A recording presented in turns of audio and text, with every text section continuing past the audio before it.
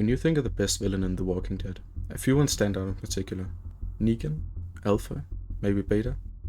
But today, the man in focus will be none other than Philip Blake, better known as the Governor. Welcome to Woodbury. One of the few guys who managed to tear Rick's group apart with his menacing axe and lack of mercy. He's arguably the best antagonist the show has to offer, and one that often gets underestimated in terms of his fighting capabilities. How would the fight play out if he was to go up against fan favorite Shane Walsh? Former colleague and best friend of Rick Grimes, later turned evil due to the cruelness of the New World, and arguably being mistreated.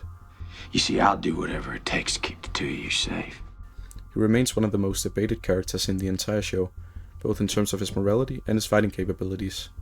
And this matchup in particular is almost debated on a daily basis, and has the community split up. Today I'm here to share my personal viewpoint and break down a lot of the important factors that would come into play. I will be basing this off of 3 separate categories: melee fight, gunfight, and hand-to-hand fight. Most of the fights in the show are either with melee weapons, guns, or fists, so it makes the most sense to base it off of these ones. In regard to location, let's say this fight plays out in the prison. It's a relatively large open field with objects to take cover behind. This is not going to play a significant role though. With all that out of the way, let's get started. Let's start with Shane, since he's lacking feats in this category. To my knowledge, we never really see Shane use melee weapons throughout the show. His strengths are hand-to-hand combat and gunfights. Though I will argue he should have some knowledge about handling melee weapons, since he was a police officer and underwent a lot of training. That is really all there is to say about him in this regard though. The Governor does however have quite a few moments we can dive into. Right as the Governor is introduced, we already see him handling a combat knife, which he uses to penetrate the skull of a freshly turned walker, showing great strength and technique.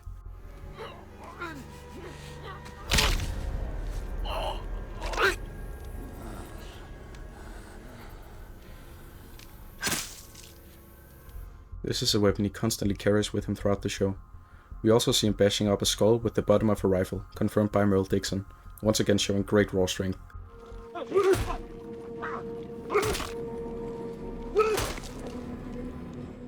When we go out on runs, he'd bash somebody's skull. He has a few other scenes of handling melee weapons, such as shattering a window with a shovel, knocking out Martinez with a golf club, crushing a zombie head with an oxygen tank, and decapitating Herschel.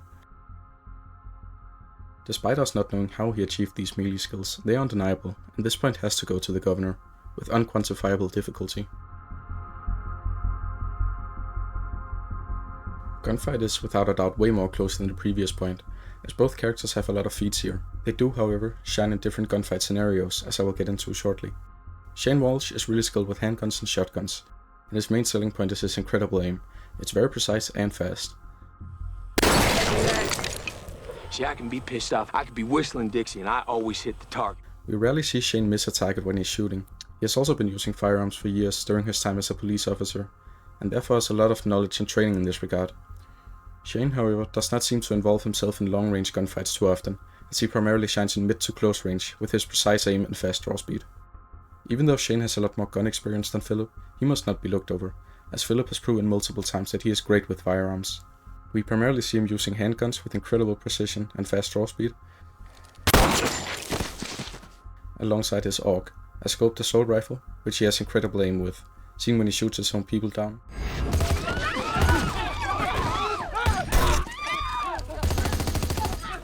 And during the attack on the prison. One time that's something. Despite this weapon being designed for mid to long range, he has no issue using it in close range scenarios, and even shows near perfect precision with it whilst hip firing. This is definitely a tough point to conclude, as they are both incredibly skilled, and I honestly think the winner of the gunfight would depend on the scenario. Shane possibly has the edge if it's a close range gun duel, due to his draw speed and good technique. However, if it's a mid-range fight, I could definitely see it going either way, as they've both proven to be incredible. The Governor without a doubt wins if it's a long-range gunfight, due to his sheer precision. I'm gonna have to call a draw on this one. Moving on to the final and most important point, a hand-to-hand fight. Both characters have once again shown good feats in this category, though with different fighting styles. Shane is a very aggressive fighter, who doesn't hold back when necessary. A good example of this would be in his fight with Ed. Shane did a complete 180 and pummeled Ed's face till he was half dead.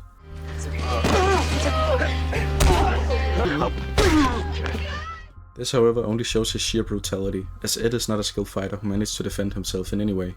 So let's move on to something more important, his fight with Rick.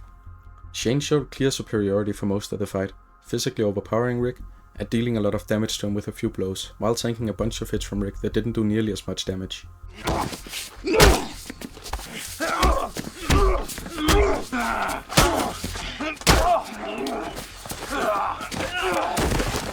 He was, however, left dazed after finishing the fight.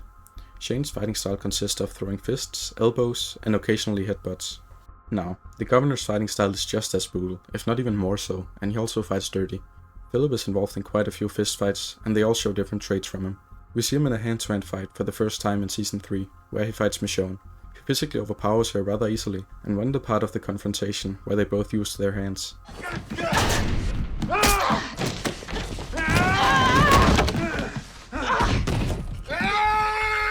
When Michonne uses melee weapons, she gets the edge, but the Governor keeps fighting despite that, which shows his incredible endurance and raw strength.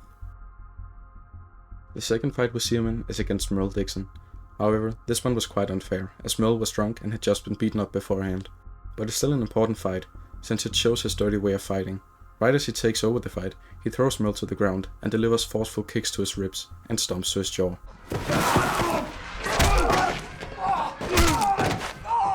Furthermore, he evades Merle's attacks and pins him up against the wall, where he bites Merle's fingers off, headbutts his nose, and breaks his arm in one twist.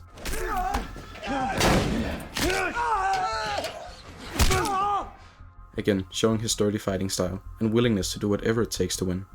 And of course, we cannot skip the most important fight he was in, the one with Rick. Despite Rick off-guarding Philip and delivering some unexpected attacks to his face, Philip quickly recovered from this, and did not seem to have taken much, if any, damage from it.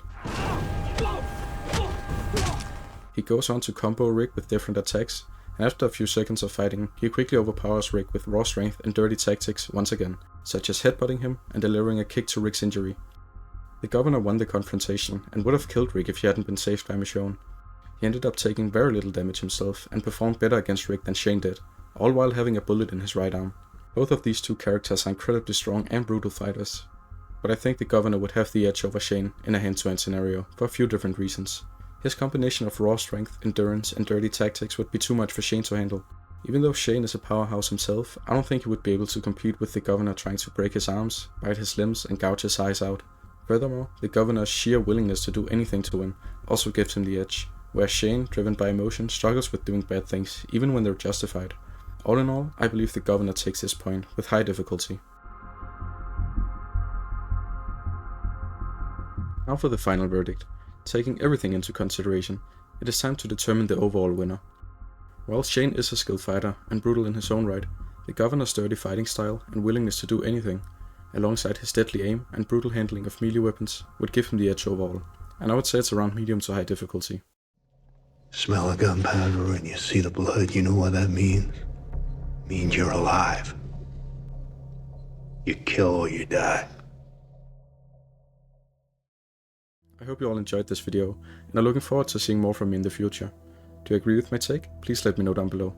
Don't forget to like and subscribe. Thank you for watching, take care, and I'll see you next time.